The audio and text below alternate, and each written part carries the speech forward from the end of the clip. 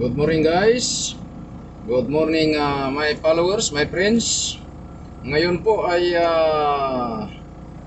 Mayo 24, taon 2025. Ang tatalakayin po natin ngayon ay tungkol sa pag-agrikultura na isinusulong ng ating Pangulong Bongbong Marcos. Ang kalusugan or health at ang Department of National Defense at maging sa mga infrastruktura po mga kababayan ay ating iisa-isahin na tatalakayin. Alam po ninyo, sa tanan ng buhay ko, sa aking obserbasyon, hindi po ito one-sided na obserbasyon, kundi ito po ay pawang katotohanan lamang na talagang nangyayari. Inabutan ko na rin po ang panahon ng ating Pangulong Marcos Sr. sapagkat ako po ay pumasok na sundalo noong 1985 at nakita ko po ang kanyang mga infrastruktura. Mamaya tatalakayin po natin yan, subalit uunahin po natin yung pinasinayaan na groundbreaking na gagawing dam dyan sa may Agno River sa Santa Maria, Pangasinan.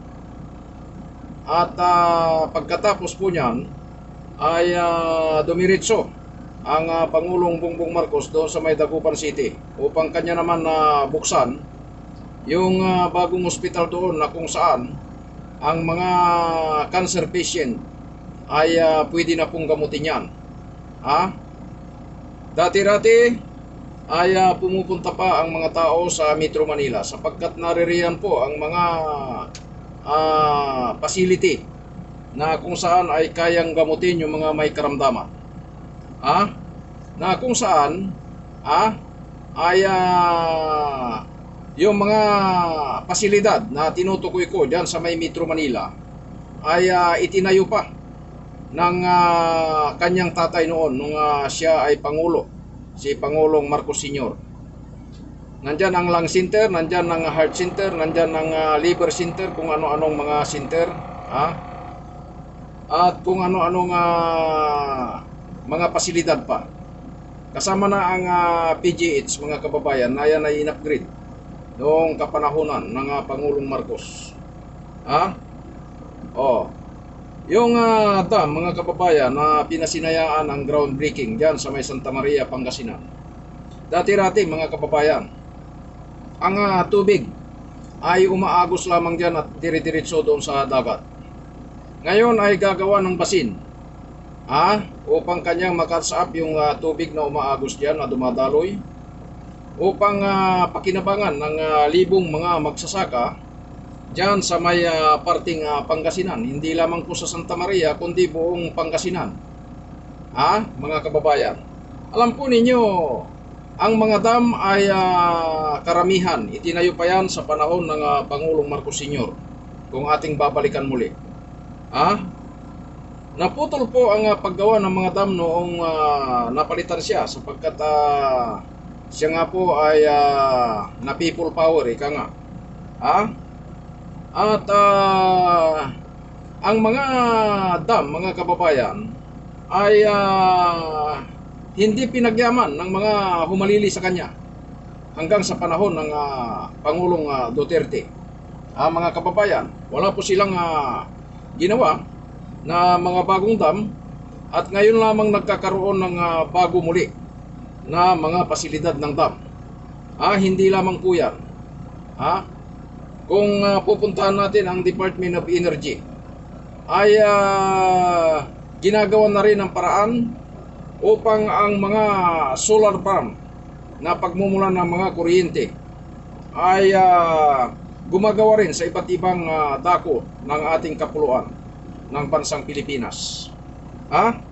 Kaya revolutionary ang infrastruktura po ngayon mga kababayan, yan ay trillion budget mga kababayan na nagmumula sa gobyerno at mayroon din sa PPP.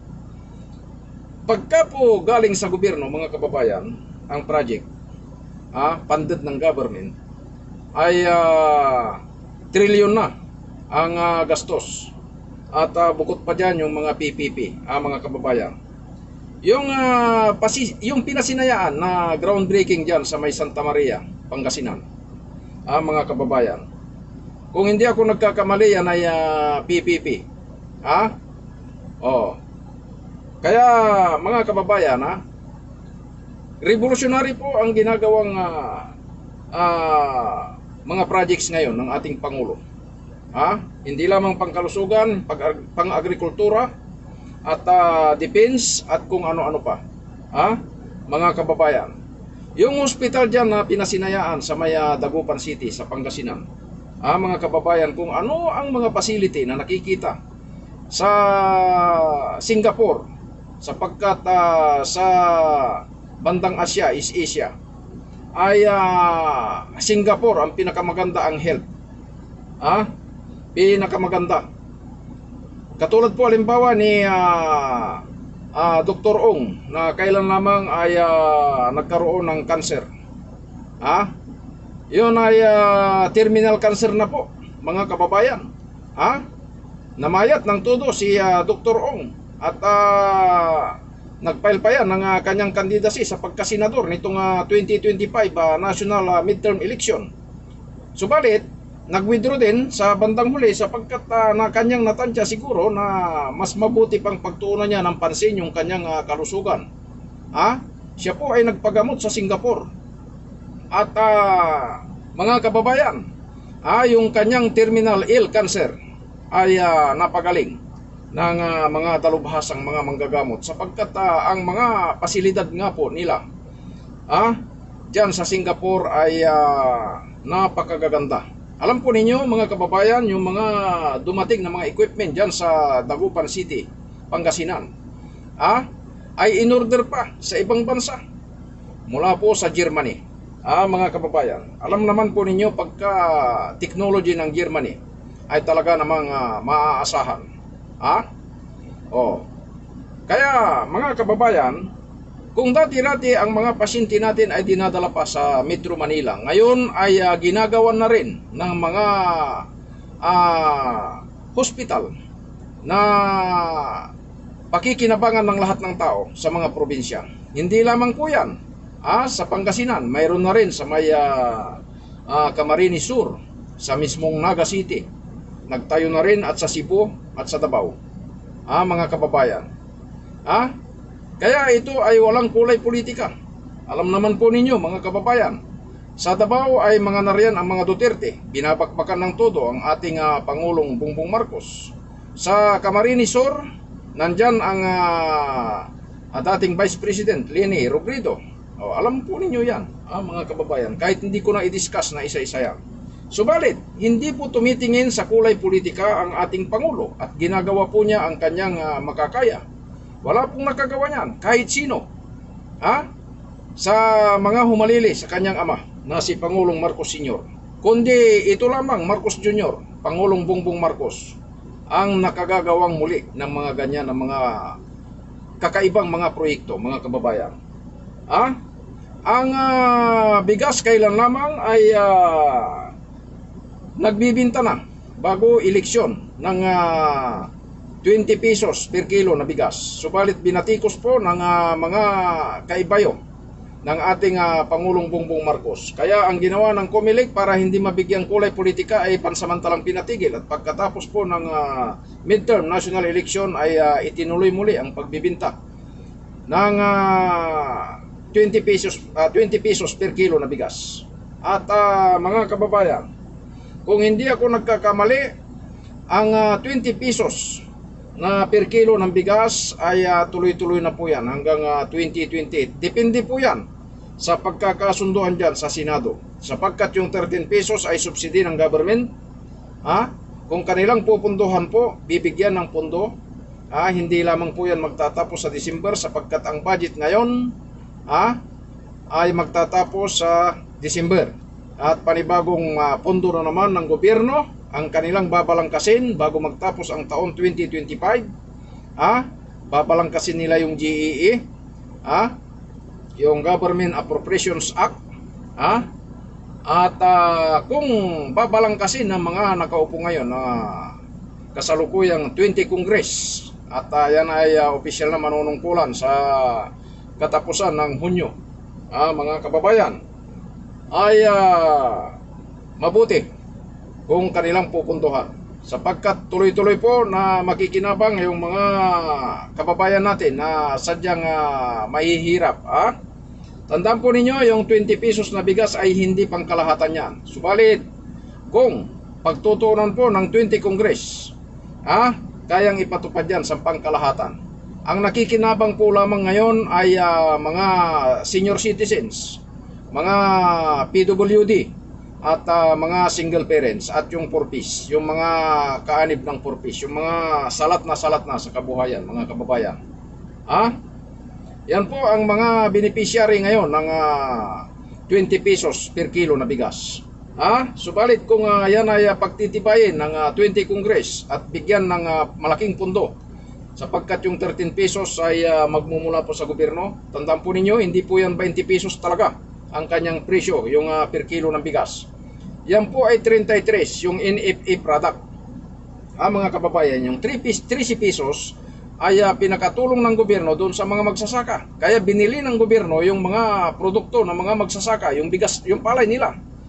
Gobyerno po mismo ang bumibili niyan at kanilang ginigiling. Alam po ninyo mga kababayan, doon sa gilingan ng palay, ay pinagawa rin ng Pangulong Bongbong Marcos. Kanyang pinuntuhan yung mga rice facility, yung mga planta ng palay. Mga kababayan, alam po ninyo, dati tayo ay nagbibilad lamang ng palay sa mga karsada, sa mga basketball court. Kaya pagka NFA product dati ay mayroong bato, mga kababayan, at hindi maganda yung kanyang kulay. Sapagkat yan ay ibinibilad sa mga lansangan at saka sa mga basketball court, kaya mayroong bato. At kung minsan hindi tama yung kanyang pagkabilad, kaya nag-iiba ang kulay pagka in-stack yung palay bago gilingin. Ngayon po, isusubo mo na lang doon sa mga planta, doon sa mga rice plant, at yan po ay 150 sa buong Pilipinas yung pinagawa ng Pangulong Bongbong Marcos ng mga planta, rice plant, para pag isinubo mo yung bagong ani na palay, paglabas niya ay bigas na. Bago po yan maging bigas, dadaan po muna sa blower, katamtaman ng init, kaya yung bigas ay puti at walang bato. Sapagkat yan po ay dumaan sa planta ng palay, dumaan sa planta ng bigas. Kaya ang mga mabibili ngayon na NFA rice product ay mabango, amoy bagong ani, at kahit walang ulam pwedeng kainin. Hindi po katulad nung pagsasalarawan ng pangalawang Pangulo, Sara Saimerman Duterte, na pagkaing baboy daw umano. Mga kababayan, sapagkat ibinatay lamang po ng ating pangalawang Pangulo doon sa dating produkto ng NFA. Pagka sinabi pong produkto ng NFA, ganyan nga po ang kanyang itsura. Kung hindi inaamag, binubukbok, ay maitim na bigas pagka produktong NFA. Subalit ngayon po ay malaki ang pagkakaiba, sapagkat ang mga bigas nga po, ang mga palay, ay hindi na po ibinibilad sa karsada, hindi na ibinibilad sa mga basketball court, kundi yan po ay dumaan na talaga sa mga rice plant.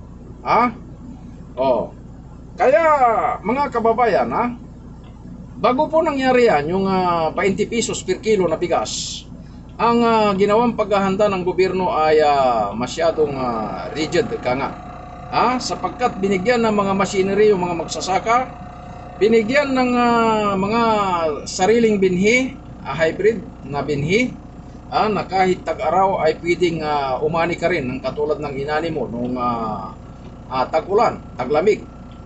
Pareho lamang po, sapagkat yung binhi na variety ay high-tech, hybrid, kaya mga kababayan, mas matinding paghahanda po yung ginawa ng pamahalaan bago nakapag-release ng 20 pesos per kilo na bigas. At tandaan po ninyo mga kababayan, yan po ay subsidy ng government. Yung 13 pesos ay binalikat po ng government, at yung 20 na inire-release ngayon ng mga palay ay 33 pesos po talaga ang talagang presyo niyan pagka NFA rice. Subalit Bagamat tatapat ika nga ay hindi pa kaya ng mga magsasaka sapagkat hindi pa fully irrigated at hindi pa fully yung operation ng mga kooperatiba sa buong Pilipinas. Pagka nalumaganap na po ng todo at naturuan na ng tama talaga yung mga magsasaka para umanib sa mga kooperatiba, mangyari po siguro na yan ay masasarili na ng mga magsasaka kahit hindi nabigyan ng subsidy ay kanila nang kayang palikatin yung mababang halaga ng palay para maibenta rin ng mababang halaga ng bigas. Mga kababayan, kaya darating siguro ang panahon, mga kababayan, bago matapos ang termino ng ating Pangulong Bongbong Marcos, tayo po ay mag-i-export ng bigas. Matutulad po tayo sa Vietnam. Alam po ninyo, ang Vietnam ay nag-aral lamang dyan sa Los Baños, Laguna, sa Aire. Noong kapanahonan ng Pangulong Marcos Sr. Nag-aral sila dyan, pinahalagaan ng kanilang gobyerno yung kanilang manatutunan at sila po ngayon ang exporter ng bigas. Tayo naman ang importer. Sa halip na tayo po ang exporter tulad ng panahon ng Pangulong Marcos Sr., exporter na rin po tayo ng bigas noong mga panahon na yon. Subalit napalitan nga po ang Marcos Sr. at inagaw ang kapangyarihan at nag-take over kaagad si Mrs. Corazon Aquino. Nawala naman kamalay-malay sa pagpapatakbo ng gobyerno ni Barangay Captain ay hindi dumaan. Barangay Tanod hindi dumaan, naging biglang presidente, mga kababayan, walang kamalay-malay. At ayan nga po ang nangyari, binta roon, binta rito sa mga pasilidad ng mga gobyerno. Alam po ninyo, nung panahon ng Marcos Sr., mga kababayan, hindi po tayo pinatawan ng value added tax. Yung dati po ay 10% value added tax, panahon ni Cory. Pagdating ni Mrs. Gloria Arroyo, kung hindi ako nagkakamali, sa panahon niya ay ginawang 12% value added tax. Mga kababayan, lumikha po sila ng tax, sapagkat yung nga pong mga facility ng gobyerno, yung pinagkukuhanan ng gobyerno ng kanyang mismong income ay pinagbibinta nila, kaya nawalan po ng pagkukuhanan ng pondo, mga kababayan. Yung mga government-owned corporation, GOC, ay pinagbibinta ng gobyerno, kaya naging private na po yan. Kasama na po yan yung Ninoy Aquino International Airport. Bininta po yan, naging privatized, at ngayon nga ay ibinalik ang control sa gobyernong muli. At ang alam po ninyo, mga kababayan, ay dahil yan ay ibinalik din sa gobyerno yata, kung di ako nagkakamali, subalit ngayon ay under uli ng PPP. Dahil gobyerno ang construction, mga kababayan, sa pag-i-energize dyan sa Ninoy Aquino International Airport ay si Mr. Ramon Ang ng San Miguel Corporation, SMC. Mga kababayan, kaya under control ngayon ni Mr. Ramon Ang yung Ninoy Aquino International Airport. At yung nagpapagawa rin doon ng Manila International Airport, New Manila International Airport sa may parting Bulacan, ay si Mr. Ramon Ang din, mga kababayan. Kaya kung nagsabay-sabay yan, Manila International Airport, New Manila International Airport sa Bulacan, sa Ninoy Aquino International Airport, at saka sa Sangli Point sa Cavite City, mga kababayan, tatlong international na paliparan ang magkakatabi, mga kababayan. Kaya na po natin mag-accommodate ng kahit libo pa na mga flights ng aeroplano araw-araw. Mayroon pa tayong Mactan Airport, mayroon pa tayong Legazpi Airport, at mayroon pa tayong Davao Airport, mga kababayan. Yan ay ang capacity nila ay international airport lahat. Kaya mga kababayan, walang puknat po yung infrastruktura ngayon ng Pangulong Bongbong Marcos. Walang puknat po, at yan ay kahit hindi na siya ang Pangulo, pakikinabangan lahat ng mga Pilipino. Kaya lahat ng mga bumabati ko sa kanya ay sampal sa kanilang lahat yan. Magandang umaga po sa inyong lahat, at sana po ay maraming makinabang sa aking broadcast ngayong umaga. At sana po ay makita ng mga nakukulapulan ang kanilang mga pag-iisip dahil sa mga oposisyon na laging bumabatikos sa ating gobyerno. Ngayon, hindi nila nakikita yung magagandang ginagawa ng gobyerno sapagkat sila ay naiimpluwensyahan ng mga bumabatikos sa ating gobyerno. Magandang umaga po sa inyong lahat.